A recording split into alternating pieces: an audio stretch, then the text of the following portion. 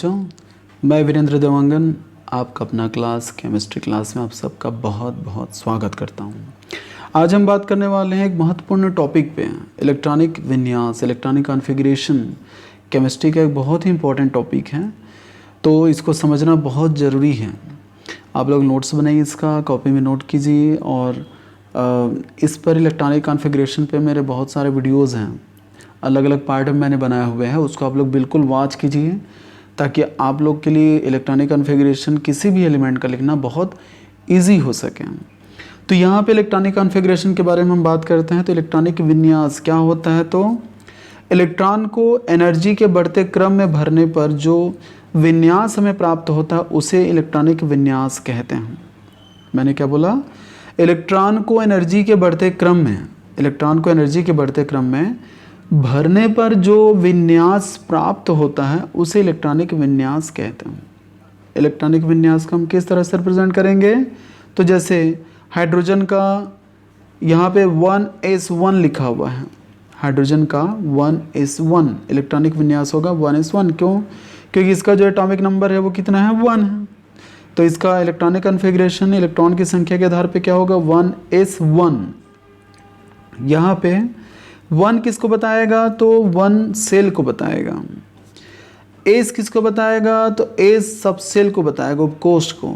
और यहाँ जो 1 लिखा हुआ है ये किसको बताएगा? तो इलेक्ट्रॉन को बताएगा।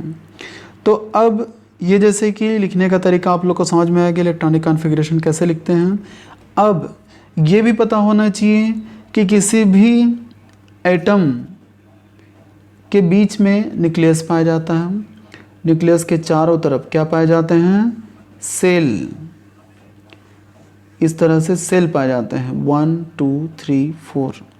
तो यहाँ पे फर्स्ट सेल जिसको हम के से रिप्रेजेंट करते हैं, इसमें कितने सब सेल रहेंगे? तो एस 1s जिसको हम कहते हैं, ये किसको बताएगा? सेल को। और एस किसको बताएगा? सब सेल को बताएगा।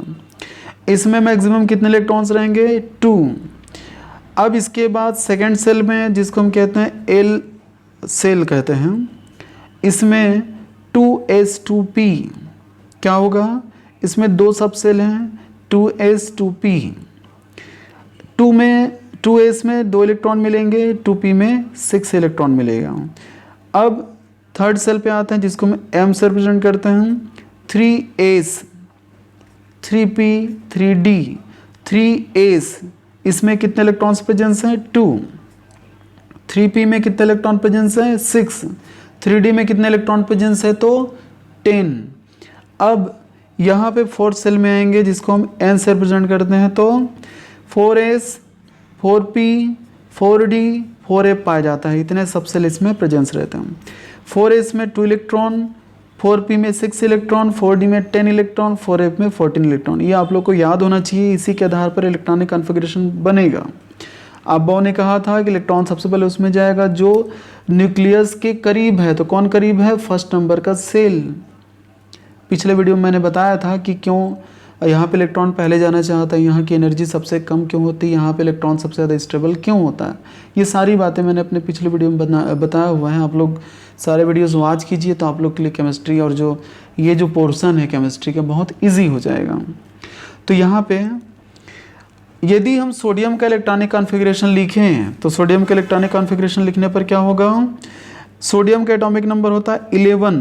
हम यदि इसका इलेक्ट्रॉनिक कॉन्फ़िगरेशन इलेक्ट्रॉनिक विन्यास लिखें तो इस तरह से लिखेंगे 1s2 हुआ।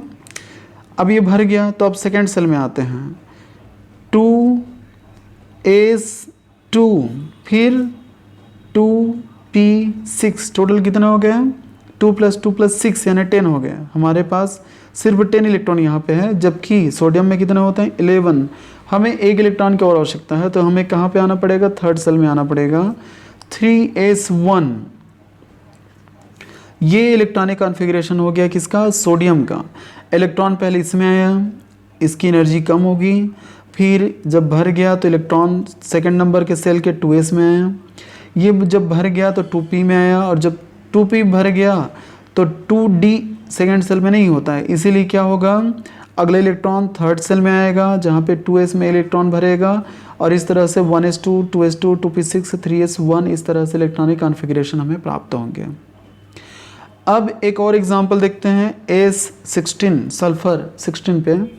तो यहाँ पे क्या होगा, तो यहाँ पे 1s2, फिर सेकेंड सेल में आएंगे 2s2, फिर 2p6, ये भर गया, पूरी तरह से कंप्लीट फिलअप हो चुका है। अब आते हैं थर्ड पे 3s2, उसके बाद क्या होगा 3p, तो हमारे पास टोटल कितने इलेक्ट्रॉन्स हो गए 2 + 2 + 6 + 2 यानी टोटल 12 हो गया।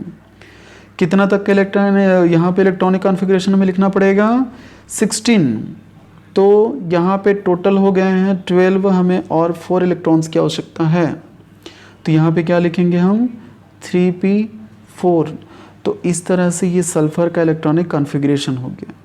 तो हमेशा इसी तरह से लिखना है बच्चों, पहले इलेक्ट्रॉन उसमें जाएगा जिसकी एनर्जी कम होगी, फिर ज़्यादा एनर्जी में जाएगा, फिर उससे ज़्यादा एनर्जी में जाएगा, फिर उससे भी अधिक एनर्जी वाले ऑर्बिटल में इलेक्ट्रॉन एंटर करेगा। तो इस बात को याद रखना है और हमेशा इस तरह से इलेक्ट्रॉनिक कॉन्फ़िगरेशन लिखना है। इलेक्ट्रॉनिक कॉन्फ़िगरेशन के बारे में और भी बहुत सारे वीडियोज़ हैं, उसको देखो, वॉच करो, आप लोग को बहुत अच्छे समझ में आएगा, सारे कॉन्सेप्ट आप लोग के क्लियर हो जाएंगे। जब भी वीडियो को देखते हैं आप लोग, वीडियो को शेयर, लाइक और सब्सक्राइब करना है ताकि हम ज़्यादा से ज़्यादा बच्चों तक के पहुंच सकें। तो ठीक है बच्चों, इसी के साथ आप सभी को good luck, take care, thank you.